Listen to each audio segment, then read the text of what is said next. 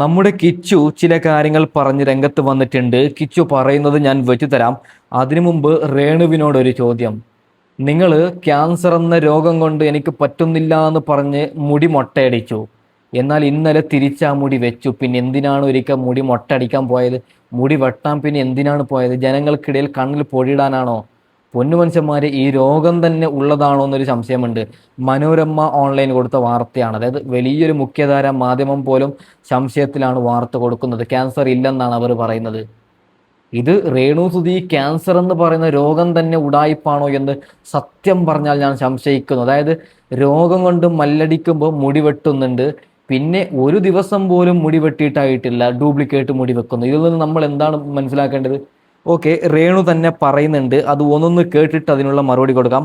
അതിനു മുമ്പ് ലൈക്ക് ചെയ്യണം, ഒന്ന് സബ്സ്ക്രൈബ് ചെയ്യണം. ഓക്കെ. ഋതപ്പന് ഭയങ്കര വിഷമായിരുന്നു. ഞാൻ എന്റെ വീഡിയോയിൽ പറയുന്നുണ്ട്, അമ്മയുടെ പഴയ മുടിയായിരുന്നു. എന്നിട്ട് എനിക്ക് ഫോട്ടോസ് കൊണ്ട് കാണിക്കാം, അമ്മ ഇതുപോലെ ആകണേ എന്ന്. അപ്പം എനിക്ക് ഭയങ്കര വിഷമമായിരുന്നു അങ്ങനെ കേൾക്കുമ്പോഴത്തേന്. പക്ഷെ ഞാൻ അങ്ങനെ ചെയ്യാനുള്ള ഒരു മാനസികാവസ്ഥ തന്നെയല്ല, നമുക്കിപ്പൊ അതിനുള്ള ഇതൊന്നും ഇല്ല. ഹോസ്പിറ്റലിലൊക്കെ നമ്മൾ ICUലായിരുന്നു ഇത്രയും ദിവസം.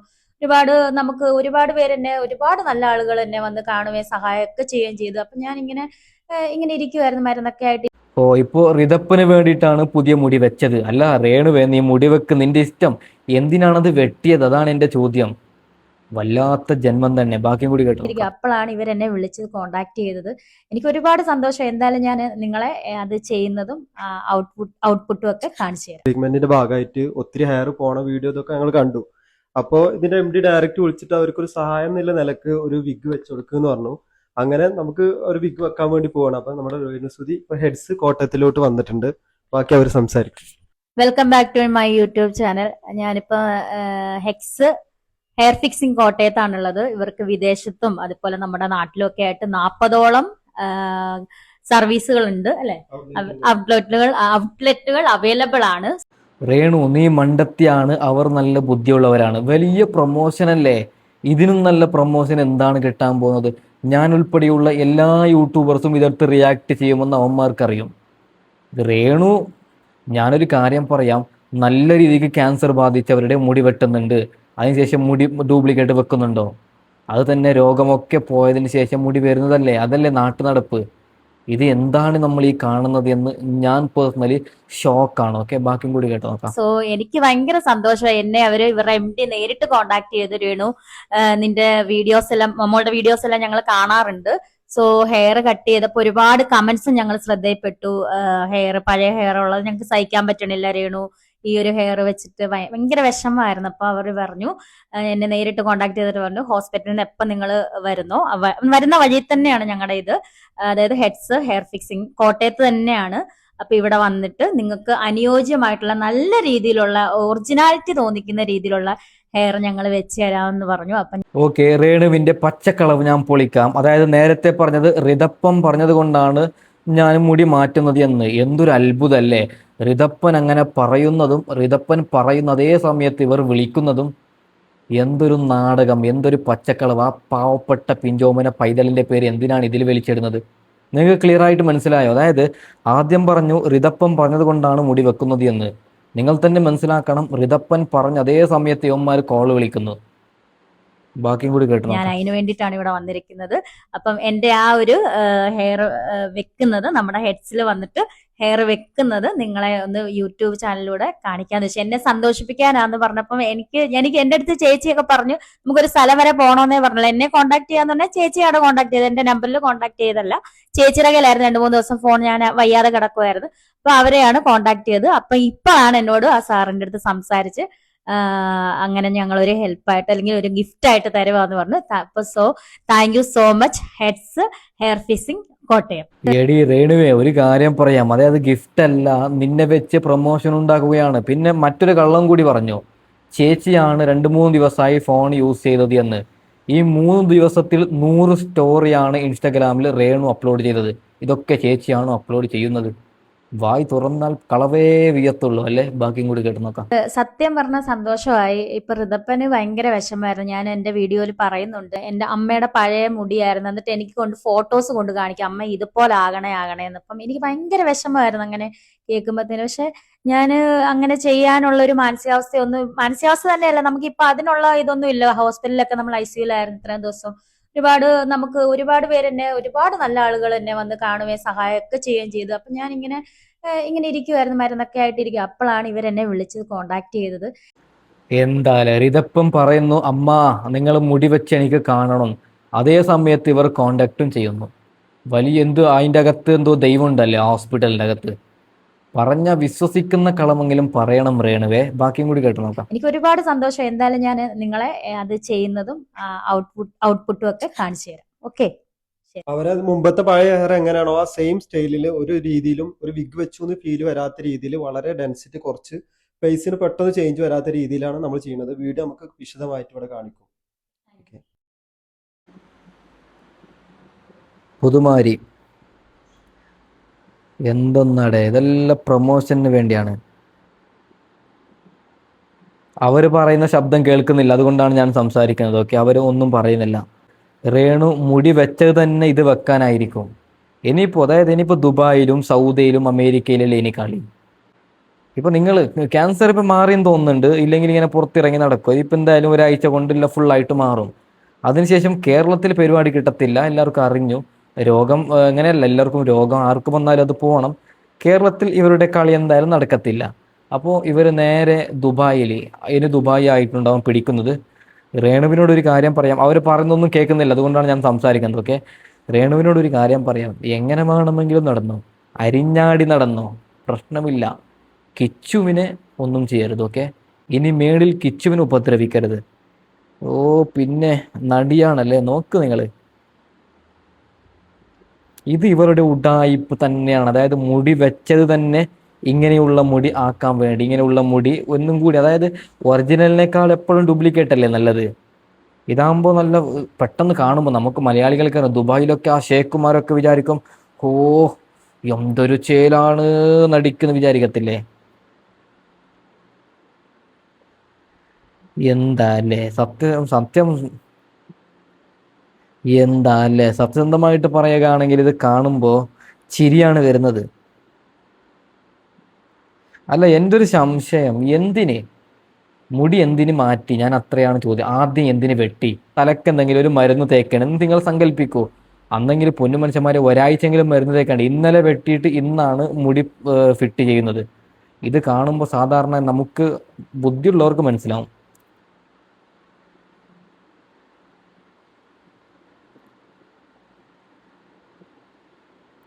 എന്തൊക്കെയോ ചെയ്യുന്നുണ്ട്, ഇതിനൊക്കെ പറ്റുന്നുണ്ട്. അല്ല, ഞാനൊരു കാര്യം പറയാം, രേണുവിന് റീൽസ് അപ്ലോഡ് ചെയ്യാൻ പറ്റുന്നുണ്ട്, ഈ പറയുന്ന ഈ കാര്യം ചെയ്യാൻ പറ്റുന്നുണ്ട്. എൻ്റെ ലൈഫിൽ പൊന്നു മനുഷ്യന്മാരെ, ഞാൻ കുറേ ക്യാൻസർ പേഷ്യൻറ്റിൻ്റെ അതായത് അവർ പറയുന്ന കാര്യങ്ങളൊക്കെ വീഡിയോസൊക്കെ കാണുന്ന ഒരാളാണ്. പക്ഷെ എല്ലാവരും പറയുന്നത് ഞങ്ങൾക്ക് സഹിക്കാൻ പറ്റുന്നില്ല എന്ന്. രേണുവിന് ദൈവമാണ് ഇങ്ങനെ ഒരു കഴിവ് കൊടുത്തതെങ്കിൽ നല്ലതാണ്. പക്ഷേ അതൊക്കെ ചെറിയ സംശയമുണ്ട്. അതായത് ഒരു വാർത്ത ഞാൻ ഇതിനു മുമ്പ് കണ്ടിരുന്നു.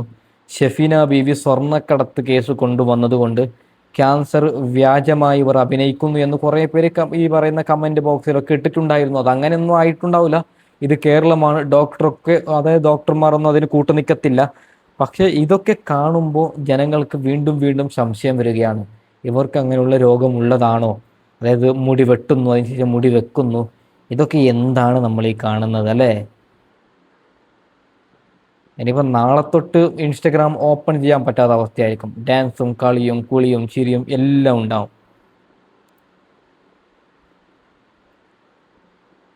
അല്ല, ഞാനൊരു കാര്യം പറയാം. ഇപ്പം ഞങ്ങൾ രേണുവിൻ്റെ വിഷയത്തിൽ ഇടപെടുന്നതല്ല, ആ പാവപ്പെട്ട കിച്ചുവിൻ്റെ അവസ്ഥ. ആ പാവപ്പെട്ട മനുഷ്യന് പുറത്തിറങ്ങി നടക്കാൻ പറ്റാത്ത അവസ്ഥയാണ് പൊന്നു മനുഷ്യന്മാർ, ഈ ഒരൊറ്റ സ്ത്രീ കാരണം. ഓക്കെ, ഇവരുടെ ഏതോ ഒരു ചേച്ചി രേണുവിനെ ഇന്നലെ കാണാൻ വന്നിട്ടുണ്ട്, കുറച്ച് കാര്യം പറയുന്നുണ്ട്. അത് കേട്ടിട്ട് നമുക്ക് കിച്ചു പറയുന്നത് കേൾക്കാം. ഓക്കെ, അത് നമ്മുടെ രേണു കൊച്ച് നമ്മുടെ ബിൽവേഴ്സസിലായിരുന്നപ്പോൾ നമ്മുടെ യൂത്ത് മീറ്റിംഗ് എല്ലാം നമ്മൾ പോകാൻ നേരത്തെ രേണുവിനെ കൊണ്ട് ഞാൻ പഠിക്കുന്ന ഒരു പാട്ടുണ്ട്. അതെ, രേണു അവിടെ അന്നൊക്കെ ഞാൻ പറയാൻ ഇച്ചിരി മടിച്ചാണേലും സിനിയാൻറ്റി പറഞ്ഞതല്ലേ നോക്കിട്ട് വരും. പാടുമ്പോൾ ആ പാട്ടിന് പ്രൈസും കിട്ടുമായിരുന്നു. അതെ അതെ, രേണുവിന്റെ ഈ രോഗാവസ്ഥയിൽ നമുക്ക് ആ പാട്ടൊന്ന് കേൾക്കാം. എടുത്തോ പാട്ട്. ജീവനിൽ വൈകാതിവായോ ഒരു സ്നേഹ സാന്ത്വനം തായോ കേഴുമെൻ്റെ സന്താപമെല്ലാം ഒഴിയുന്ന നേരമതായോ സ്മൃതിയുള്ള കാലം ഹൃദയത്തിനാഴത്തിൽ ഒരു രൂപം മാത്രമെന്നേശു ഇനിയുള്ള കാലം മനസ്സിന്റെ തീരത്ത് തിരിനിട്ടുവോ സ്നേഹദൂതൻ ജീവനിൽ നീ വൈകാതെ വായോ ഒരു സ്നേഹ സാന്ത്വനം തായോ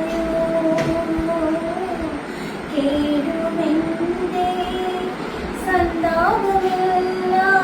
ഓക്കെ, എനിക്ക് മടുത്ത് പറയുന്നുണ്ട്. നമുക്ക് കിച്ചു പറയുന്നത് കേൾക്കാം. ഓക്കെ, ഇത് പഴയ വീഡിയോ ആണ്. എന്തായാലും ഇപ്പോൾ കിച്ചുവിന്റെ സാഹചര്യത്തിൽ നമ്മൾ കേൾക്കേണ്ട ഒരു വീഡിയോ ആണ്. ഓക്കെ, എന്തെങ്കിലും കടം വാങ്ങി ഇതൊക്കെ പറയണോ? എനിക്ക് കുറെ കാര്യങ്ങളുണ്ട് എനിക്ക് പറയാം. എനിക്ക് എങ്ങനെ പറയണോന്ന് അറിയത്തില്ല ഇതൊക്കെ, മനസ്സിലായ? അത് ആ ടൈമിൽ ഇങ്ങനെ അച്ഛനാണെങ്കിൽ ഈ അച്ഛന് എന്റെ ഒരു മെയിൻ സ്വഭാവം നോ പറയാൻ അറിയത്തില്ല ആരുടെ മുന്നിൽ. അത് ഞങ്ങൾക്ക് രണ്ടുപേർക്കും അറിയാം. ഞങ്ങളുടെ കൊള്ളാത്ത സ്വഭാവം അതായിരുന്നു. പുറത്തിറങ്ങത്തില്ല, ആരടുത്തും മിണ്ടത്തില്ല. അതെല്ലാം കഴിഞ്ഞ് അവരൊക്കെ നോക്കി. ഈ നോക്കുന്നതിനിടയ്ക്ക് ഈ മൊത്തം എന്ന് പറഞ്ഞ ഞാൻ, അച്ഛൻ, അമ്മ, ഋതപ്പൻ, അമ്മയുടെ ചേച്ചി, അളിയൻ, അതായത് രമ്യ ചേച്ചി, അളിയൻ, അവളുടെ 2 മക്കള്, പപ്പ, അമ്മ, ഇവരുടെ ഇത്രയും പേരുടെ ചെലവ് അച്ഛൻ ഒറ്റയ്ക്ക് നോക്കിക്കൊണ്ടിരിക്കുന്ന, മനസ്സിലായ? അത് ആ ടൈമിൽ ഇങ്ങനെ അച്ഛനാണെങ്കിൽ ഈ അച്ഛന് എന്റെ ഒരു മെയിൻ സ്വഭാവം നോ പറയാൻ അറിയത്തില്ല ആരുടെ മുന്നിൽ. അത് ഞങ്ങൾക്ക് രണ്ടുപേർക്കും അറിയാം. ഞങ്ങളുടെ കൊള്ളാത്ത സ്വഭാവം അതായിരുന്നു. ഞാനൊന്നും ഓരോ കാര്യം പറയാത്തതും. ബാക്കി പറയാം. അങ്ങനെയാണെന്ന് ഞാൻ റൂമിനകത്ത് മൊത്തം ഒരു 3 വർഷം അങ്ങനെ തന്നെ ഇരിക്കുന്നു. അതിന്റെ ഇടയ്ക്ക് എന്തോ എനിക്ക് ഇങ്ങനെ തോന്നി ഇതൊക്കെ നിർത്താം, കമ്പ്യൂട്ടർ പരിപാടിയെല്ലാം നിർത്താന്ന്, പുറത്തോട്ടിറങ്ങാം. അങ്ങനെ ഞാൻ കമ്പ്യൂട്ടറൊക്കെ വിറ്റ്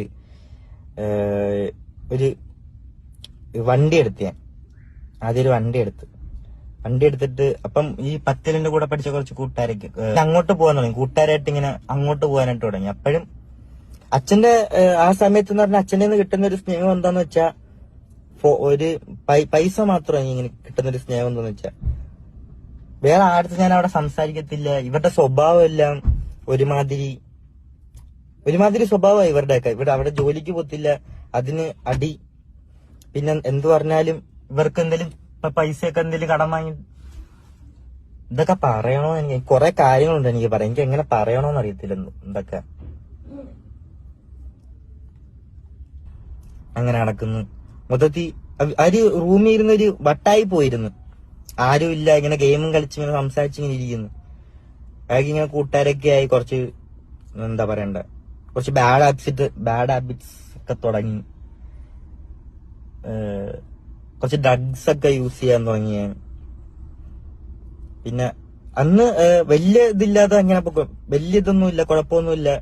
അങ്ങനെ അത്ര അഡിക്റ്റഡ് ഒന്നും ഇല്ല. ഇങ്ങനെ പൊക്കോണ്ട് വെക്കുന്നു. അതിനിടയ്ക്ക് ഒരു ദിവസം ഞാനും അച്ഛനും ഷൂട്ടിനാണേലും ഞാനും അച്ഛനും സംസാരിക്കുന്ന ഭയങ്കരമായിട്ട് എപ്പോഴാന്ന് വെച്ചാ ഞാനും അച്ഛനും ഷൂട്ടിന് പോകും. ഷൂട്ടിന് പോകുമ്പോ ഞാനും അച്ഛനും മാത്രമേ ഉള്ളൂ. അപ്പൊ ഞാനും അച്ഛനും ഇങ്ങനെ ഇരുന്ന് സംസാരിക്കും ഓരോ കാര്യങ്ങള്. ആ കോട്ടയത്തെ ആണേലും ഇങ്ങനത്തെ കാര്യങ്ങളും. ഓക്കെ, കിച്ചു പറയുന്നത് ഇങ്ങനെയാണ്. മുമ്പ് തന്നെ, അതായത് ആ സുധിച്ചേട്ടൻ ഉള്ള സമയത്ത് തന്നെ ഈ രേണുവിന്റെ അവസ്ഥ വളരെ മോശമായിരുന്നു. അപ്പോഴും രേണു കുത്തുതിരിപ്പുണ്ടാക്കും എന്നാണ് ഇവിടെ കിച്ചു പറയുന്നത്.